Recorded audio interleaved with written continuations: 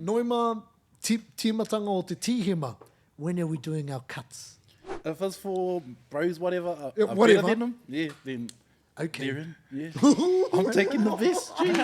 Well, he pai ake pia kia kaua e kōrero mo te pai. Yeah, just don't say anything. The kaiako owes us nothing as well. They've got a haipapa, they've got a job to do, kei te kawe rātou i ngā mahi nui, hoi anō tā tātou, show up, do the mahi, be mean. If you're not, they're going to tell you you're out. Kauru koe whaiwahi mai. Yeah. Engari hoki mai. Yeah. Chichiri te whānau, quick little break before we get into all of the kōrero. Ka tahi anō mātou ka kite, 55% of you, kaore anō kia subscribe. What is going on with that? Nō reira, if you love Kapa Haka, you love all the yarns, but you still want to be able to tautoko, easy as, subscribe, and we're away. Ngā mihi.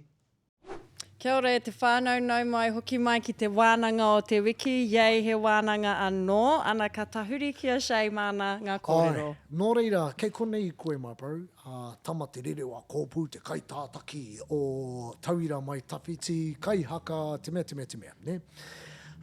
E hea tau koe e noho ana hei kai whakahaere mo tō kapa bro? Yeah, me pono bro. Koe nei pia, ko tēnei te renga i tēnei tau te whakataitai arohi te wā tuatahi, kua noho hei kai whakahaere matua, taha o aku whanaunga e rua, Waimihi rao ko Brook. Engari i roto i ngā tau, kua āwhina ko tautoko i te ohu ki te whakahaere i te kapa. Nā, ko te take pātai anau i tērā, e harek te mea kei te, kimi i ngā kūrakura te tō kāhui. Enangi, tātou katoa ngai Kapa Haka mā.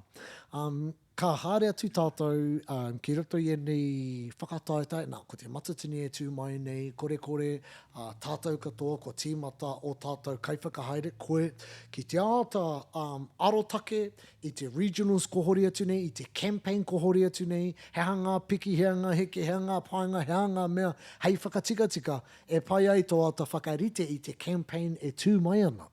Nō reira, e noho ahau ka whakaaro. Mena i a tātou, kei roto koe i a Ngāti Whakaue, ko kite koe ngā campaigns rereke, ne? I reira a tenga, kaori e konei tēnei wā, nau, hana i te takahi, hoi no he rereketanga. Pēnei i a wihapi roto i a tūhaurangi, māoko ka hurangi, wewehi, tamihana me heku ai anoho ki, ke konei tō tātou kai kāmera, koe tētahi o ngā tautohito i ēnei epau, ngā ti rongo mai, hoi anō. Take pātai anau tēnei, mena i a tātou te Fantasyland, te Kapa Haka o Haka Yarns, ēnei i a tātou te mana, ki te āta whakaraupapa i tō tātou campaign, e tai atu ai tātou ki ngā finals i te Matatini, koera te whainga. Hea te āhu o tētahi campaign whakamiharo? Like, me wānanga koe bau, me day practices, e hea wiki, i mua i te tū, you know? Kei te tū te Matatini i te pepuere, te pito mutunga o te pepuere, ahia tātou tīmatai. Oh, koe te pātai. Pātai pai. I roto i ngā ahuatanga o te wā, kei te kaha wānanga mātou, hea, te wā e tika ana kia tīmatai tātou, nā te mea, he nui ngā aupihitanga o te ao i runga i tō tātou whānei. Penihini. E te nuinga o a mātou kaihaka, no waho atu i te rohe o te whānau apanui. No reira, ko au hoki tērā, kei te hoki o ki te kāinga. Ko ngā raru ki a State Highway 35 anō hoki, mō koutou, he uauatanga tērā. Ai, tino. No reira, ko te mehe mea i a mātou, e noho nei tātou i roto i te whenua moe ao, te Dreamland me ki. Taki wā o te oke topa, koera pehe wā pai hei tīmata, Noema, ease your way in, tahi rua pea ngā weekends i te Noema, i te oke topa rānei. Ka tahi ka tai atu ki te hanuere pepuere, ko whakatata atu, ko back to backs. Pihia koe ani pātini? Pai te oke topa, Noema?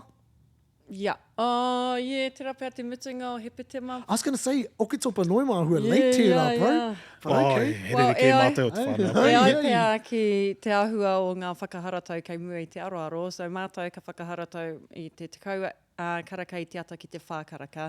Koira pēr te take me tīmata mātou. Ai, te he marama o rere ke tērā. hepetema. Tika tāu i te mea, ngā kapa o te aroa ahua, rere ke tērā ki au i te wai hunuku mai ahau, i mātou tāmaki me te tautoko he ui mahi wānanga. Wānanga. Yeah.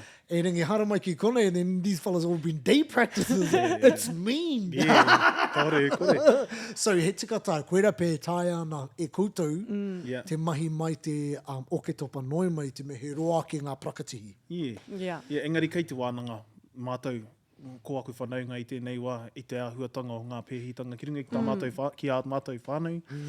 Kaore, kore e pērā ana, mohu au te taumata i haere ki taupō prakiti i ai, nā te mea he wāhi tūtaki me ngā raru ki ngā rori. He pērā hoki a muri whenua ki taku mōhio kua roa rātou e prakatihi ana ki roto o whāngarei. Ko kiri etahi mea matua ki te haukainga, e ringi whāngarei te mea he nui o rātou kai taraiwa. So ke āhua tūtaki ki Wānganui. Wānganui. Ai, so, kei te pērā ngā kapa ne, wānanga ana mō rātou kai taraiwa. Yeah. Right. Ana ka maramau ki tā koutou āhua wānanga, so i ia rua wiki ne. Yeah. Ai te kāna? Yeah, āhua pērā. Yeah. Rua wiki, tīmata i te takiwā o te oke topa noema, i a rua wiki mai i tērā taha o te tau, ka tai ki te tau o te whakataitai, ka āhua whakatatati ngā Ka back to prakati, ka back to backs. Ko te nuinga o te wā takiwā o te tikau mārua mō. E tahi wā he tiake, i tērā tau i ngā whakataitai ārohe, e waru pia a mātou wānanga, engari e rua ngā prakati i runga i te huitopa. Ah, nice. Oh, pai! Yeah, bro. Hui topa! Ai, he momo wānanga i ngā kupu, i tukuna ngā kupu i Wānganui te wiki, ka tahi i taua i te weekend, ko tā mātou he wānanga i ngā kōrero, Okay. me te whakamārama. This is interesting to me. Pēa tō kōkiri o prakatihi marunga i te hui topa. Yeah, wow, koira. He ua pēr te whakahaere i ngā mo te rā katoa. Ai. Ko tā mātou he tahi haora i te ata, Ai. ka tukuna ki te rōpū, anei he mahi mau i tēnei rā, Ai. ka hoki mai te ahiahi nei, ko tāu he whakātu mai.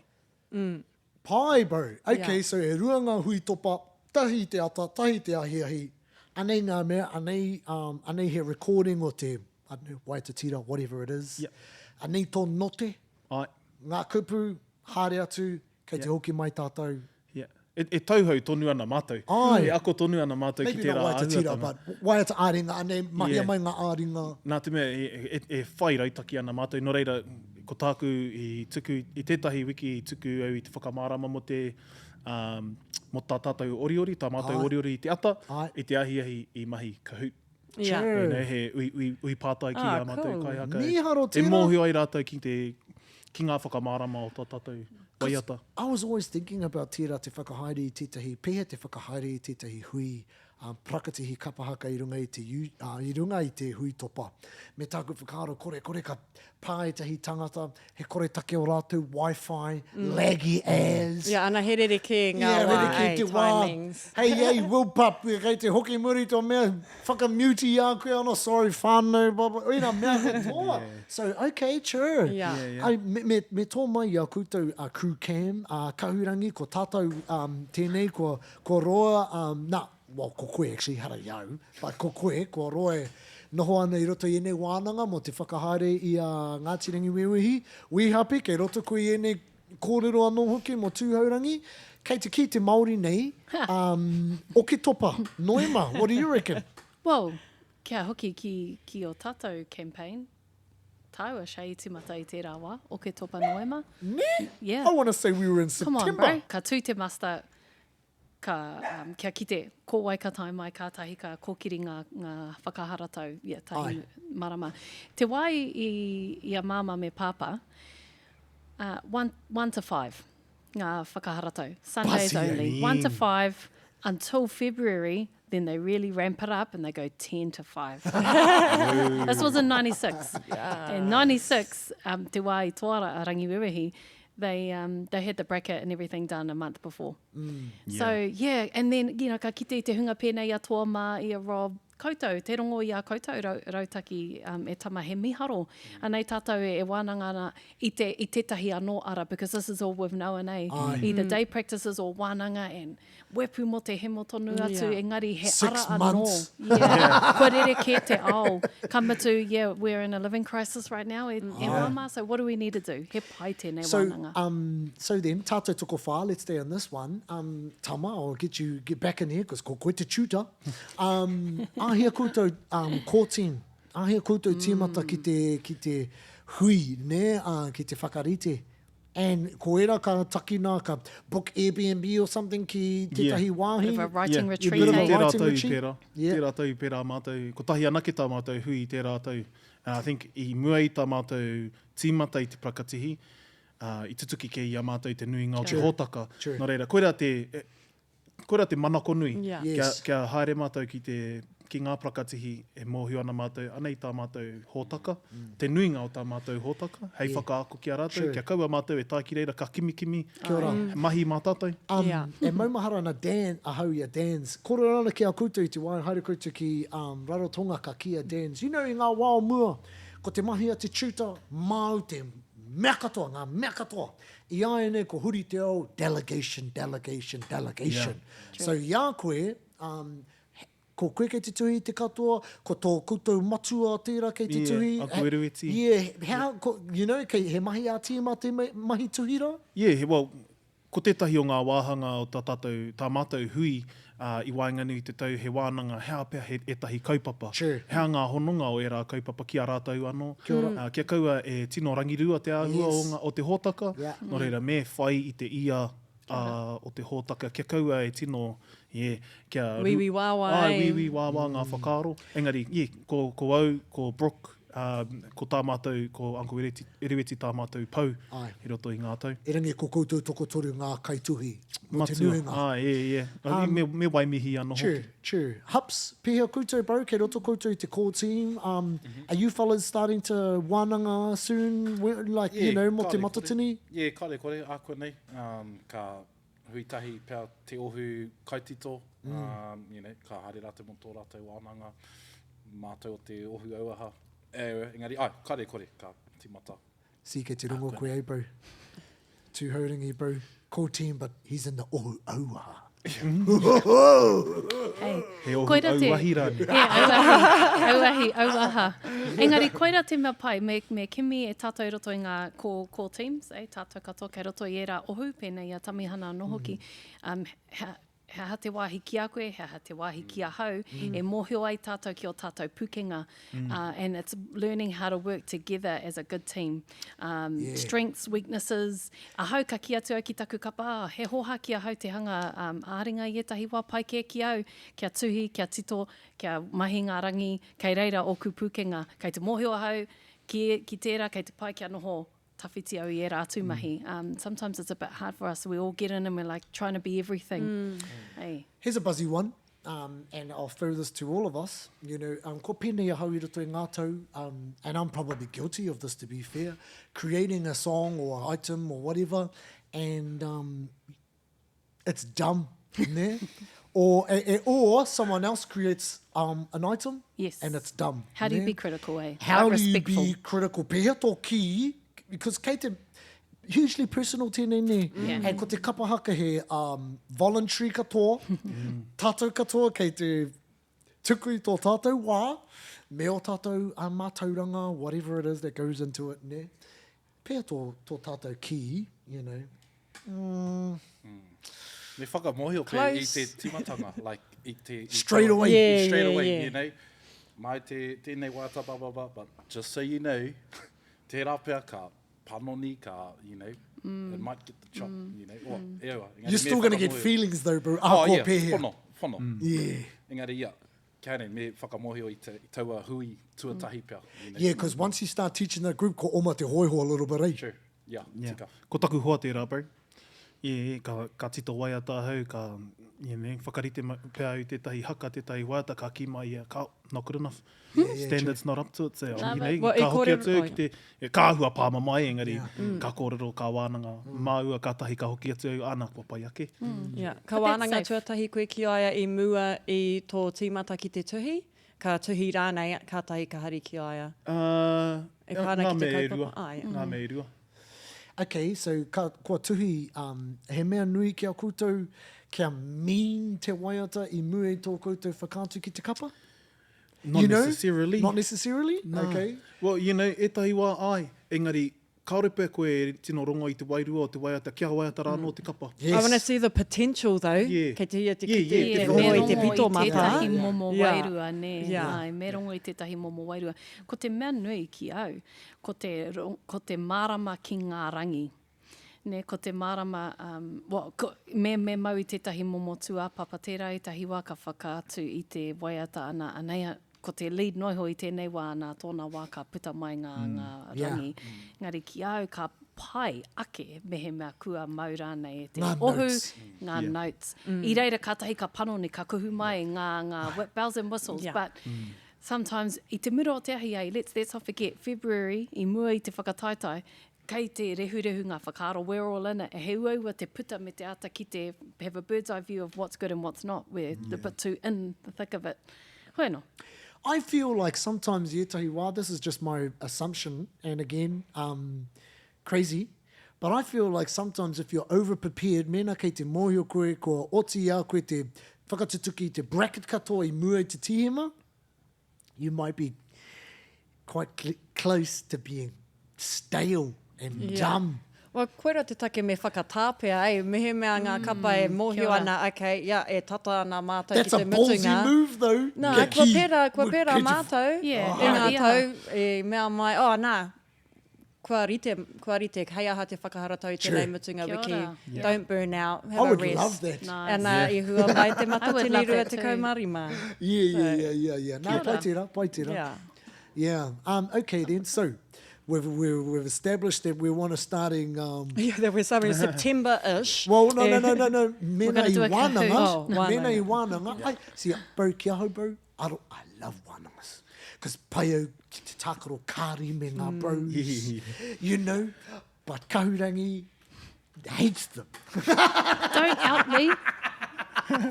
No, I te mea, hei tāna, you know, I need my sleep in my ai, own bed. whakarongo ki Me ngā, taku ki ngā ake. ngongoro a ngā bros, e rā mea katoa. oha. Ne? And I understand all of that. Nā kua au hoki tērā kau. Yeah. Kia ora. Oh, Tō taha te arawa tērā. but, okay, so what? Me wānanga te katoa? I don't know about wānangas. Yeah, well, me pēnei pēr te kōrero. Kua mātou wānanga e herei te mea kua timata I te waru karaka, kua haere ki te tahi karaka I te ata kao. Ka timata I te iwa, ne, ka whakamahana mo te hawhi haora ki te whātekau marima miniti, kātahi ka mutu mātou hei te takiwā o te whitu, pai, haurua mai pai. te ono whitu karaka I te pō. True. So, you know, So, kare koutou prakati I muri mai te kai? ētahi wā. See, koera te mea o te wānanga, eh? Yeah. You might love the little program that you've sent out, but Yeah. then you go, e te whānau, we're practicing after dinner. Yeah. Got to meet those deadlines in. I koreta ke koutou.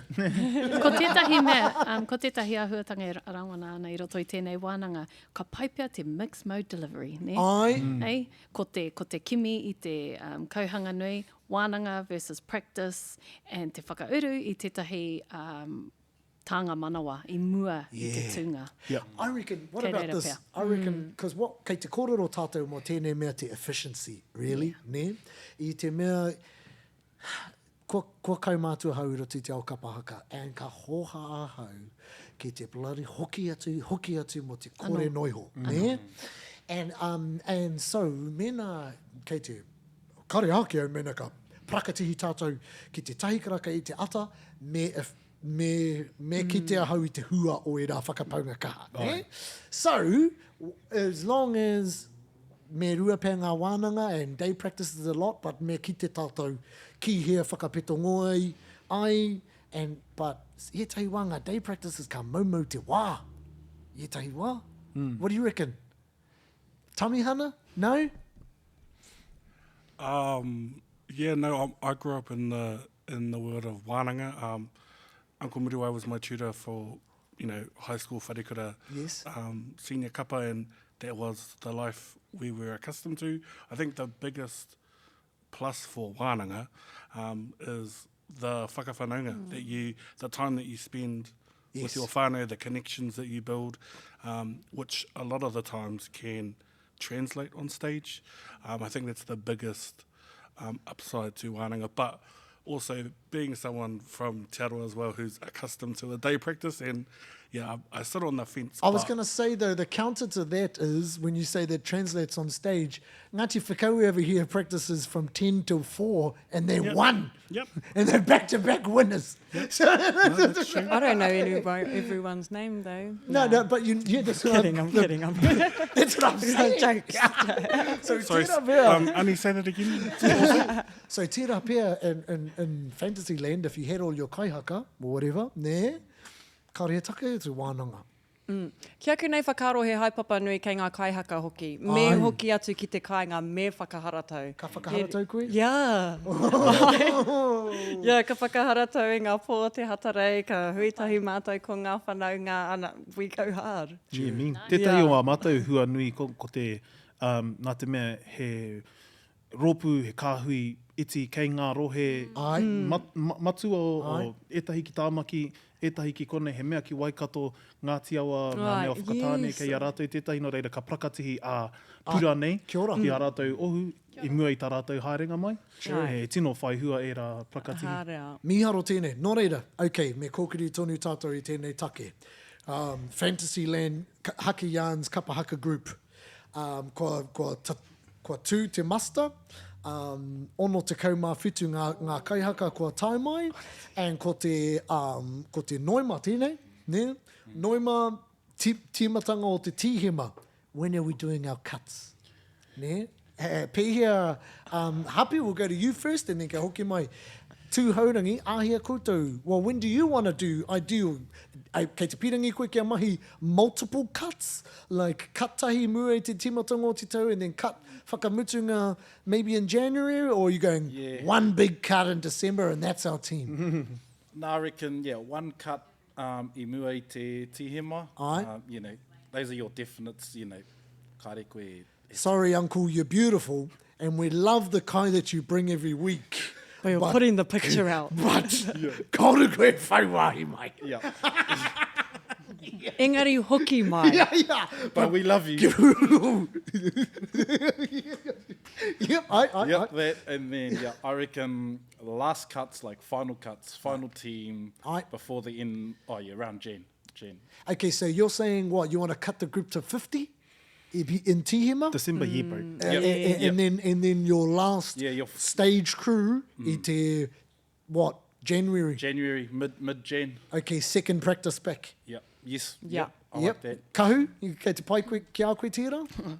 You want to be training with the 40 that are taking the stage minimum tahi marama I mua I te tū, minimum. Nā reira, he pai tērā rautaki kia kōwhiri te rōpū matua, pai te rima te kau, I te mei etahi wā, ka rere kia I te hokinga mai from the break. Yeah. Nā reira, ka whaitanga manawa I te wā, te kirihimete. Tērā pē te hua, in that break, someone's got pregnant or whatever, Oh, and then hey. wehe era mea. Hey, that happened to us too. Ai. So, te wiki o te whakataitai. Ai. Nā reira, kei reira, tērā āhuatanga, selection is such a tricky point. Ko te mea kia hoki mai ngā uri after the cut, that's a good sign.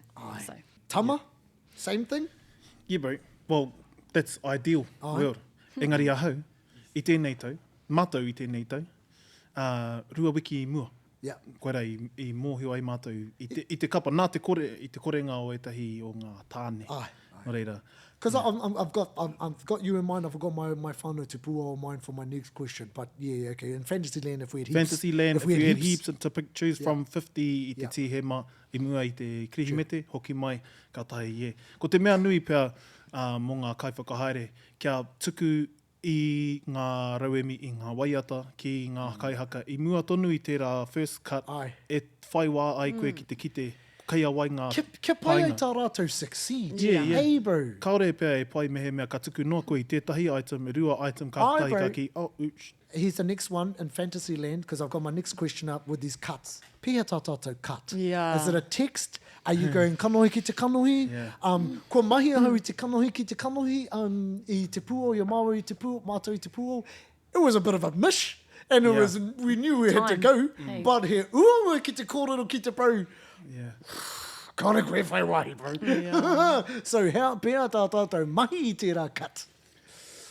Face to face. Yeah. Ka mana ake, you Yeah. know, like, you know, it's more, I think it's more respectable. Ai.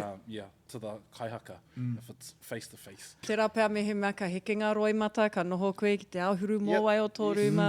Pērā mea katoa. So, face to face. Face to face. Yeah, but ka hoki maharau ki te wā I timatau, ki tauira ko tāmatou kai whakahaere I taua wā ko Uncle Warwick, Ai. morehu, Yeah. a rāua ko Auntie Len. Yep. And, nui taku whakaute ki te tangatara, me te āhua o tana whakahaere kapa. Really good at managing Ai. people. You know, so, Wonder where you got that from? Yeah, Hoi anō. yeah. No, but ko tāna, bro, ka hara mai ki a koe, takitahi, ka whakamohu atu ki a koe, kāra koe I whai wāhi atu ki te kapa, ka tahi ka hui, tahi te kapa. True. And then they read out a whole team sheet. True. Yeah, so they'll come and see you individually before the big hui. Ai. Yeah, pai tērā ki au. No surprises kind of thing. True. Yeah. Tamiana, you look like you want to say something. Yeah, just as an add-on to that pātai, when you're talking to these people, kanohi, do you think it's wise to give feedback as to their reason why they haven't made the team? Yeah, I would say you have to, eh? But I don't know about this face-to-face buzz, koene taku e pātou nei, because I actually quite like maybe a phone call, but it's midweek. Ka kaua rātou e mate ki te hara mai, because e tika tautira pe kei te tangi. Yeah. Then it gives them saves a bit of mana pēr, I don't know, kei te āhua mahana, because you still got to do the kōrero. You know, it's not haritime kei te una. Tērā pēr he tuku I te kōwhiringa ki ngā kaihaka. How do you want to be told? Do you want to be told face to face? Ai, ko puta taua pātai I ngā whakahara tau o Ngāti Whakaue ana ko te nuinga mea atu kei te hia kia tukua te tai karere. Ana mehe mea ka tukua te karere kei a koe te kōwhiringa ki te huitahi ki te ohu. Okay. Ana ko te nuinga ai ka huitahi a muri I te taunga o ngā kare āroto. So, Alright. yeah. He pātai tāku ki a tātou. Kei te kaha aro tātou ki ngā kai whakahaere, me ngā kaiako o ngā kapa. Ai. Eri te ai mo te campaign. Oh, yeah. Hau te wāhi ki ngā kaihaka. Okay, yes, Ne? yes. Nā, kei runga I ngā kaihaka te haipapa hoki, kei te kuhu atu tātou ki roto I ēnei āhuatanga me te marama. Ai, Ne? ai. Kei te uru te kapa ki te tahi whakataitai. Me kōwhiri tātou I te kapa. So me know mōhio there. Yeah. Yeah. We know these dynamics yet. Ka tai te wā, ka tohua kōwai kei roto I te kapa. Ai, ka pakauru. Te aha tura nei. Yeah. Nā reira ko te haipapa hoki, kei runga I a tātou ngā kaihaka. We know what we're walking into. We know that me he mea kua hoki mai tahi feedback, kāre mātou I whakatika I a mātou anō. That's a responsibility that we have to own as kaihaka too. Tika. So how do we be better in the campaign as kaihaka too? Koe rā te wero ki a tātou. Ai, tika. Ko te raru o tērā, babe, is ietahi wā. The mirror lies to you. Yes. And when you're doing the mirror, the haka in the mirror, you're like, I am the man. Yes. Engari so, I a tātou kōrero campaign ana, he a tātou ki te whakarite, I a tātou mo te campaign, me mau, me aha, you know, are we working on our health? Are we working on our kai? I roto I ngā tau, kua pērā e tahi o ngā kaihaka, me hoki pā tātou ki e rā mahi. Hauora ki te ao, e mehe ana ki a koutou. The raru is- He mahi nui tēnā. Nā, he tika tērā, babe, he tika. The raru is, though, is when you do all of those things, maybe you're at my age, you're starting to go on the downward slope, ne? And then you're doing all of those, the hauora, the turning up more, taki te parakatihi, bum, bum, bum, bum, bum. And little old young Rakaya walks in. And he's the man. And he's the man, and he does none of those things. Yes. Kaore mopi te papa, ira mea katoa, and he's front row middle, you go, bastard. Yes, but that's kairung, that's for the kaioko to choose. Talent, Aye. and you know, you're weighing up loyalty, e rāhuatanga katoa, but the kaioko owes us nothing as well. They've got a high papa, they've got a job to do, kei te kawe rātou I ngā mahi nui, hoi anō tā tātou, show up, do the mahi, be mean, if you're not, they're going to tell you you're out. Yeah. Okay. Yeah, Te he hei mauri pātai, ora. he pātai Let's tāku. go. Tika. Kua mohi o pēr tātou I ngā tīmatanga, I te tīmatanga o ngā campaigns ka tua ki ngā kaiako, anei ngā pai aru, Ai. you know, commitment, aua āhuatanga, engari ka tai ki te wā kōwhiri, well, you know, whaia e koe nei tukanga katoa, engari hara mai taku I rā mutu. You know, e E pērā uru. ana, Yeah. e pērā ana ki ngā kapa huhua. He tangata noa tātou. Yes, but e maramana yeah, ki tō could- pātai, yes. ne? Yeah. Yeah. That's what I'm saying. Te kōrero a te tangata me u ia ki ana kupu. You can talk to the cows come home about paiaru, but he tangata no tātou. Well, he pai ake pia kia kaua e kōrero Yeah, mo te kaua e pai. kōrero. Yeah, just don't say Yeah, anything. don't So say in it. Kapa Haka Fantasyland, Yeah. if Shay's the tutor, I'm just going to say, right, anenga paiaru, and by the way, Atari just making it.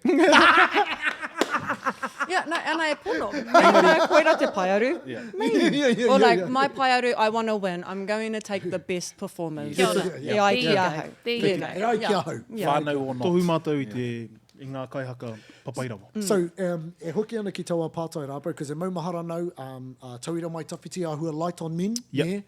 I heanga wānanga kei roto i a koutou, do you need to go and recruit and the last minute sort of, hey brother, me hara mai koe type things? Yep. Or is it like actually ko tō muri rawa, anei te tira? Tētahi wāhanga i roto i au i pērā pau. Yeah. Whakaaro, mehe mea ka eke tātou ki te atamira me te tikau tāne, pai noho tērā. Sure. Engari, tētahi wāhanga anō i roto i au, mōhio ana, ka ua, te piki i tērā maunga, ki Kia trai ora. ki te matatini, mehe mea We ka need the pērā. bodies. Yeah. Yeah. E no reira, nā ko rā hau i whakapātū ki etahi oku whanaunga, etahi oku hoa. Tino āwhina a Montel, kua kāre hoki i a i tū. Ai, te muti nei ho. Ai tū.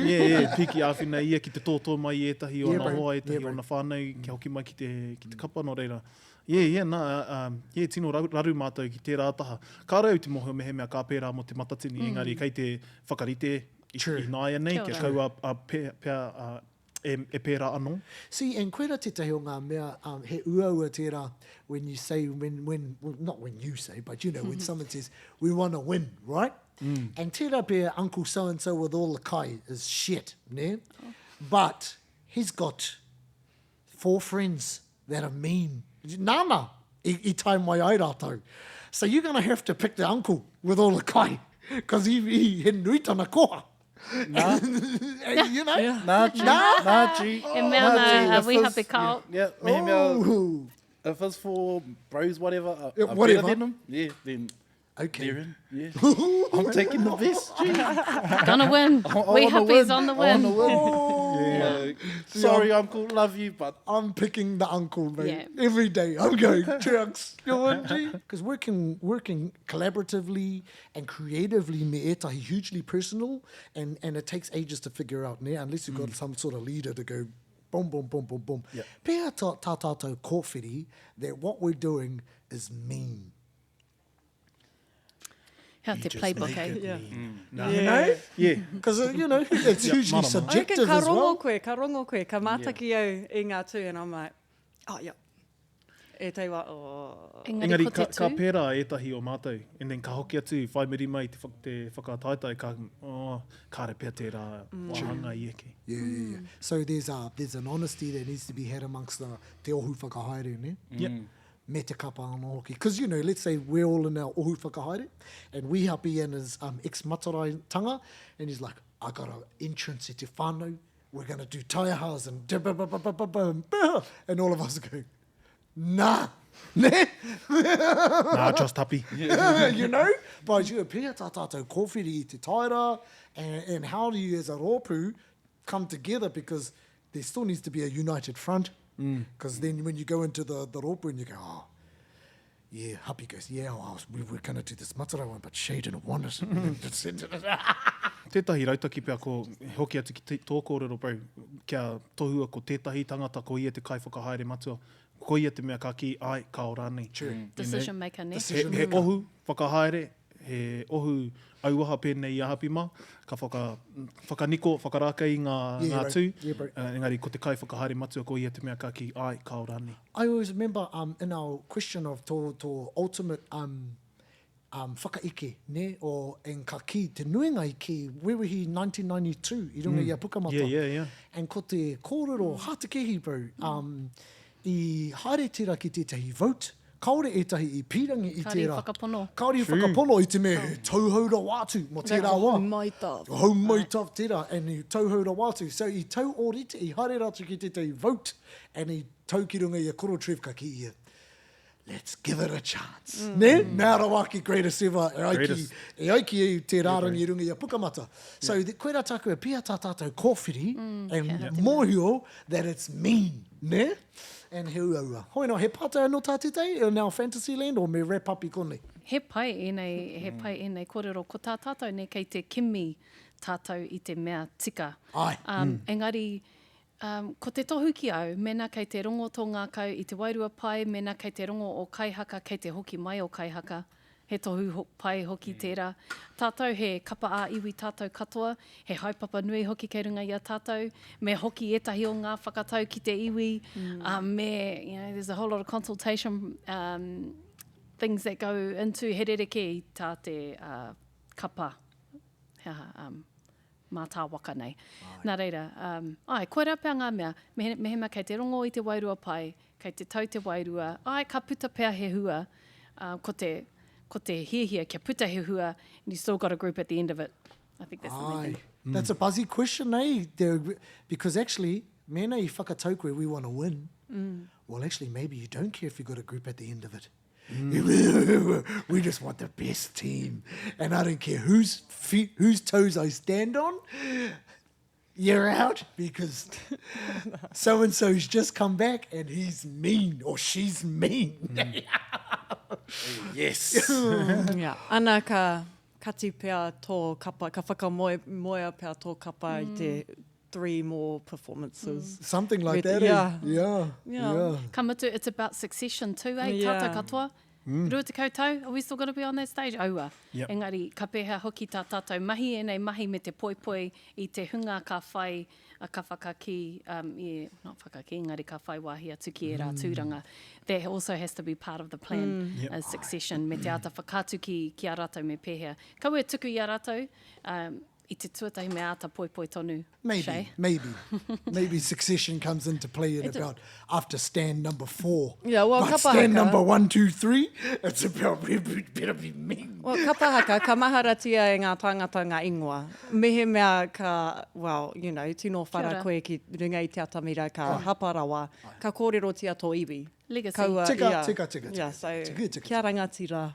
Kia rangatira, te wrap up. That's the reason why our name is Te Kapa Haka or Haka Yarns.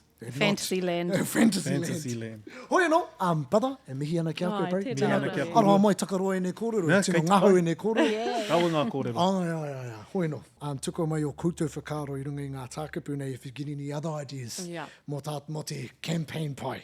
Ana mehe mea he whakaaro wānanga anō, tukua mai ki te wahanga tākapu. Tēnā tātou. Kia ora e te whānau. It's the same message. If you liked it, well, make sure you like, heart, subscribe, and share. Haka Yarns. Toits.